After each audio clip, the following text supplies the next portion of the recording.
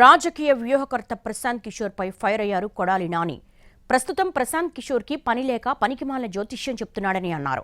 I-PAC నుంచి కూడా ఆయన్ను తన్ని తగిలేశారని అన్నారు. ప్రశాంత్ కిషోర్ చెప్తే ఎన్నో కొన్ని ఓట్లు వస్తాయన్న చంద్రబాబు ఆశ అని మండిపడ్డారు కొడాలి. ప్రశాంత్ కిషోర్కి ప్రస్తుతం ఏ రాష్ట్రంలోనూ కూడా ఎవరు కూడా అతన్ని ఏ రాజకీయ పార్టీ వ్యూహకర్తగా పెట్టుకోలే. అతనికి ఉన్నటువంటి ఐపాక్లోంచి కూడా అతన్ని తరిమేశారు.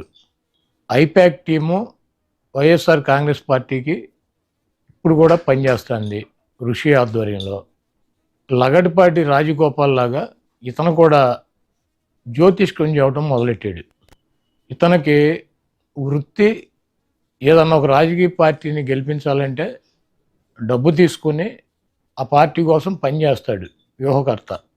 ఇతను తీసేసిన తహసీల్దారు తన్ని ఐపాక్లోంచి తరిమేస్తే అతనికి ఎటువంటి టీము లేకుండా బీహార్లో ఒక రాజకీయ పార్టీ పెట్టి పాదయాత్ర చేసి డిజాస్టర్ అయిపోయి డిస్పోజల్ అయిపోయాడు. ఎవడో కూడా పెట్టుకునేటువంటి పరిస్థితి లేదు. చంద్రబాబు లాంటి పనికిరాని వ్యక్తుల దగ్గర ప్యాకేజ్ తీసుకుని డబ్బులు తీసుకుని అతను జ్యోతిష్కం చదువుతున్నాడు. అంటే పీకే చెప్తే ఈ రాష్ట్ర ప్రజలను ఒక 2-3% ఓటు మారుతుందేమోనని చెప్పి చంద్రబాబు నాయుడు ఆశ.